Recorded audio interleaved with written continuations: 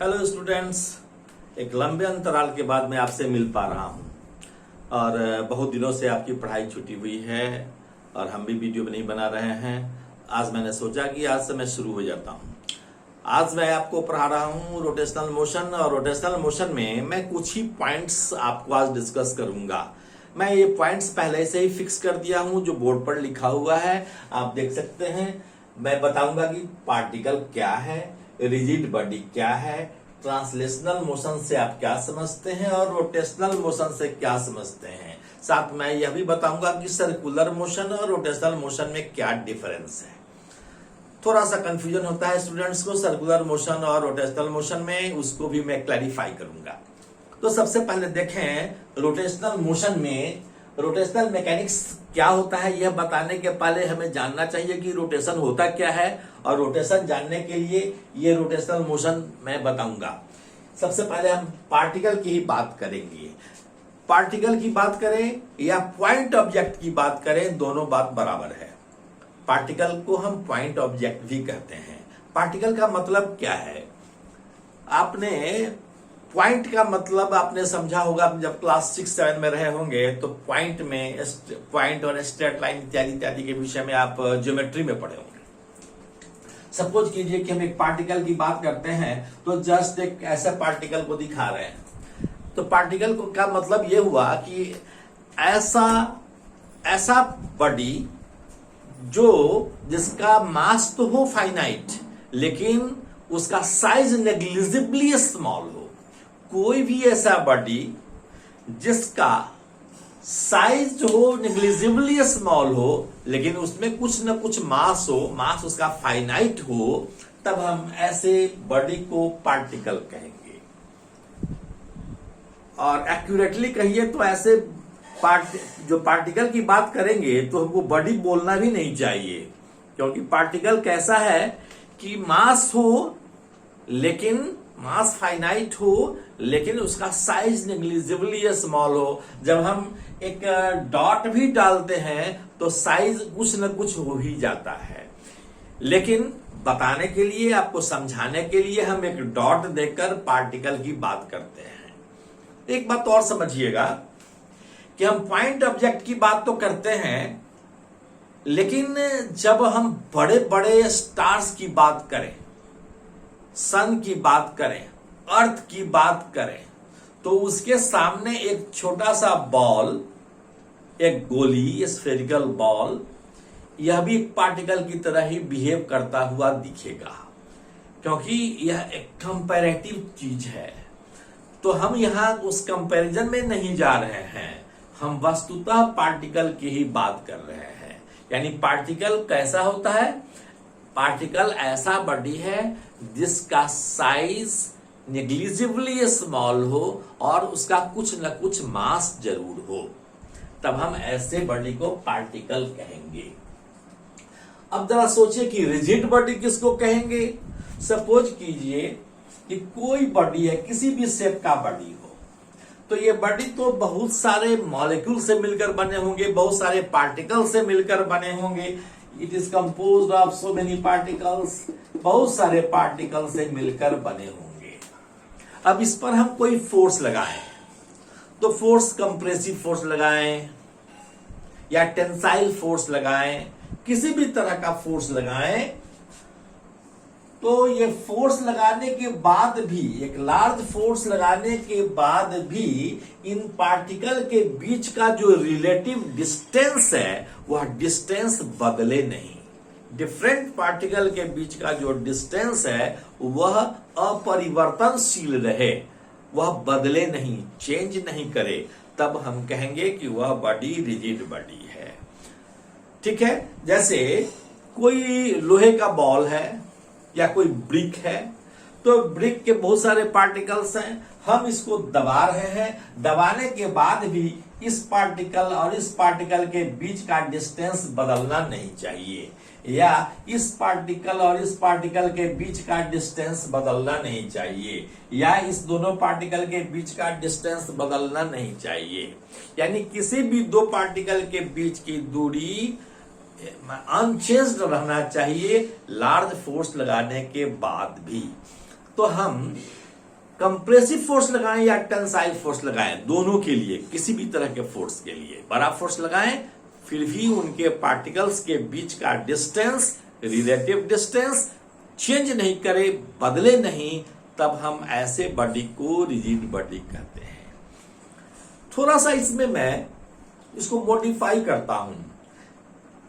हमने कहा कि लार्ज फोर्स लगाने के बाद भी उस बॉडी के जो पार्टिकल्स हैं उनके बीच का रिलेटिव डिस्टेंस बदलना नहीं चाहिए। लेकिन कोई भी बॉडी, यूनिवर्स का कोई भी बॉडी परफेक्टली रिजिड बॉडी नहीं होता है, उसमें भी परफेक्शन नहीं है, क्योंकि बहुत बड़ा फोर्स लगाएंगे तो कुछ ना कुछ उनके बीच का रिलेटिव डिस्टेंस बदलता ही है। इसलिए परफेक्ट रिजिड बॉडी कोई भी नहीं होता है। फिर भी हम एक ऐसे बॉडी को रिजिड बॉडी मान लेते हैं जिस बॉडी पर हम फोर्स लगाएं और उनके पार्टिकल के बीच का डिस्टेंस बदलता हुआ नहीं देखें, उस बॉडी को डिफॉर्म होता हुआ हम नहीं देखें, तब हम कह सकते हैं कि वह बॉडी रिजिड बॉडी है। कोई भी बॉडी, कोई भी प्रॉपर्टी की बात जब हम करते हैं या बॉडी की बात करते हैं, वह परफेक्ट कभी नहीं होता। मैंने बहुत पहले बताया था कि कोई भी बॉडी परफेक्टली प्लास्टिक बॉडी नहीं होता, कोई भी बॉडी परफेक्टली इलास्टिक बॉडी नहीं होता। ठीक उसी प्रकार से कोई भी बॉडी परफेक्टली रिजिड नहीं हो सकता। तो रिजिड बॉडी का मतलब क्या है? रिजिड का बॉडी का मतलब यह है कि हम एक फोर्स लगाएं, लार्ज फोर्स भी लगाएं, तो उस बॉडी में डिफॉर्मेशन नहीं हो। और डिफॉर्मेशन कब नहीं होगा? जब उस पार्टिकल का जो कंस्टिट्यूएंट पार्टिकल्स हैं जिनसे वह बने हैं, उनके बीच की दूरी अगर नहीं बदले, उनके बीच की सापेक्ष दूरी या रिलेटिव डिस्टेंस नहीं बदले, तब हम कहेंगे कि वह बॉडी रिजिड बॉडी है।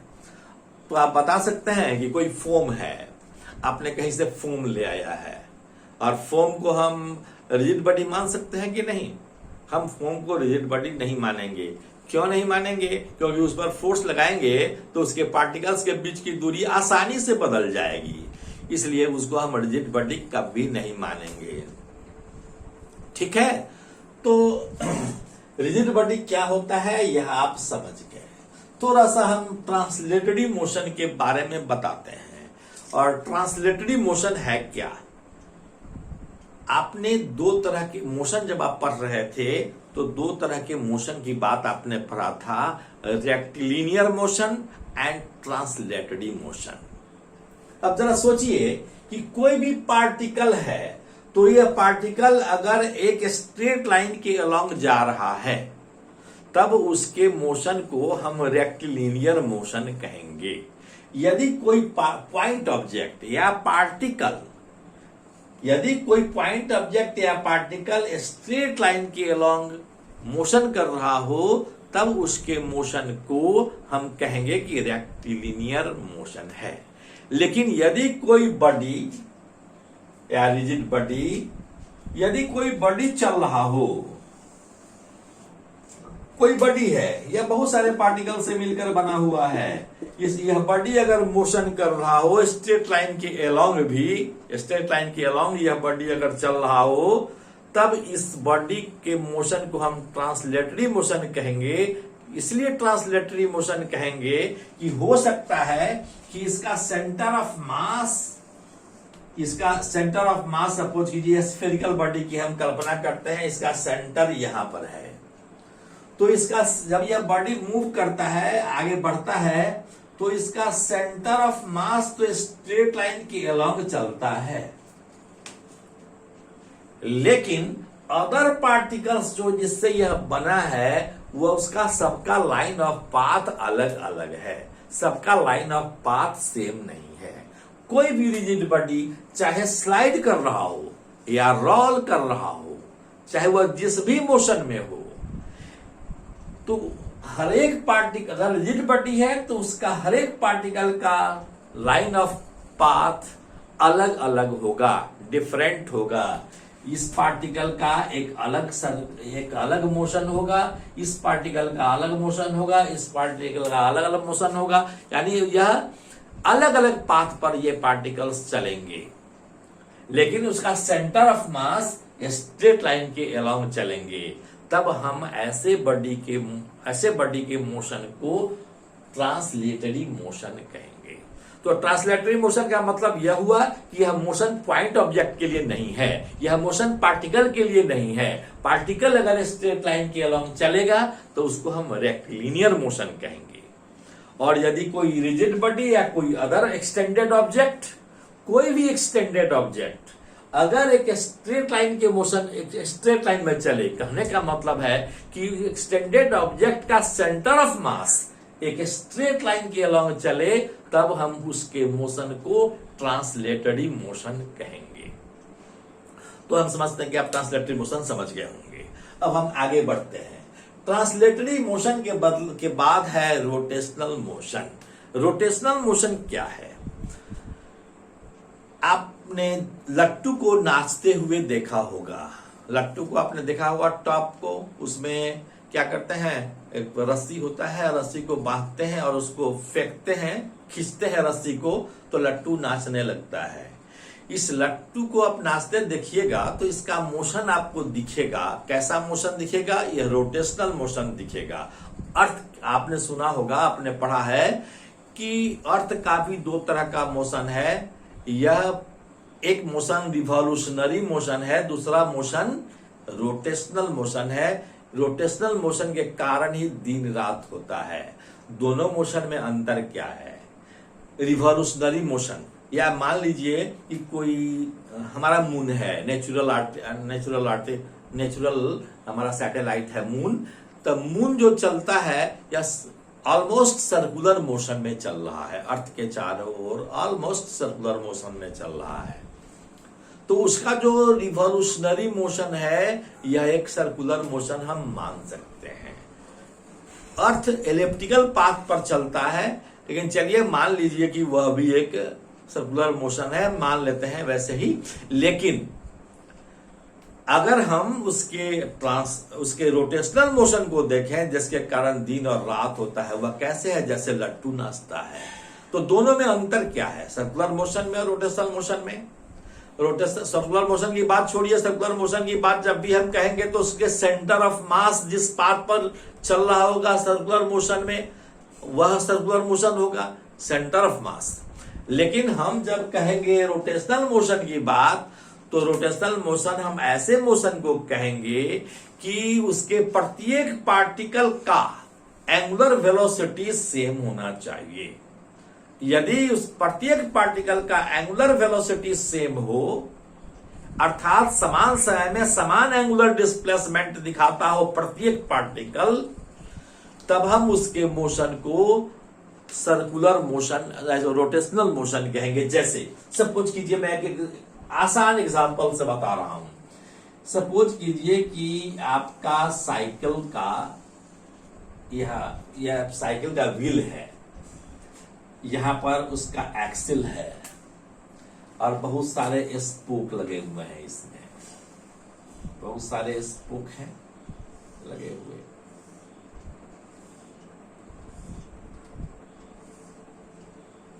बहुत सारे स्पोक लगे हुए हैं। सपोज कीजिए कि हमने यहां एक रेड ऊन बांध दिए हैं, यहां एक ग्रीन ऊन बांध दिए हैं। यह ग्रीन कलर का है, यह रेड कलर का है, ताकि आप दोनों को अलग अलग समझ सके, रिकॉग्नाइज कर सके। अब जरा सोचिए कि किसी समय टी में, किसी दिए हुए समय में एक यहां जो ग्रीन कलर का ऊन बंधा हुआ है वह यहां आ जाता है, और रेड कलर का ऊन यहां आ जाता है। दोनों तो समान समय में आया है, यहां जी डैश पर पहुंच गया, आर डैश पर पहुंच गया। तो एंगल दोनों जो सेंटर पर बना रहा है समान बना रहा है। दोनों समान समय में समान एंगुलर डिस्प्लेसमेंट दिखा रहा है। इसका मतलब यह हुआ कि दोनों का एंगुलर वेलोसिटी सेम है, लेकिन लीनियर वेलोसिटी, दोनों का लीनियर स्पीड अलग अलग है, डिफरेंट है। क्यों? क्योंकि यह दूरी जी से जी डैश पर आने में जो दूरी तय कर रहा है वह दूरी कम है, आर से आर डैश के अपेक्षा आर डैश जो लंबाई है यह बड़ा है, जी डैश जो लंबाई है यह कम है, तो कम ही दिए हुए समय में यह कम दूरी तय कर रही है जबकि यह ज्यादा दूरी तय कर रही है, इसलिए इसका लीनियर स्पीड कम है, इसका लीनियर स्पीड ज्यादा है। रेड वाले का लीनियर स्पीड ज्यादा है जबकि ग्रीन वाले का लीनियर स्पीड कम है, लेकिन एंगुलर वेलोसिटी दोनों का सेम है। तब हम कहेंगे कि यह पार्टिकल जो चल रहा है, यह बॉडी जो चल रहा है, यह रोटेशनल मोशन में चल रहा है, यह बॉडी रोटेट कर रहा है, यह बॉडी रोटेट कर रहा है। तो रोटेशनल मोशन का मतलब हुआ ऐसा किसी बॉडी का, किसी रिजिड बॉडी का ऐसा मोशन जिस मोशन में प्रत्येक पार्टिकल का एंगुलर वेलोसिटी तो सेम हो लेकिन लीनियर वेलोसिटी डिफरेंट हो।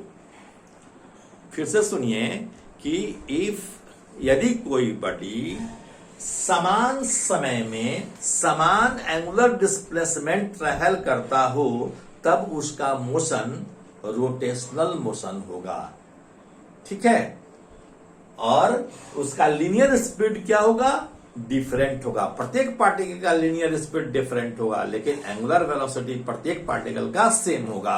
अब तब ऐसे बॉडी को ही हम कहेंगे कि यह बॉडी रोटेशनल मोशन में है।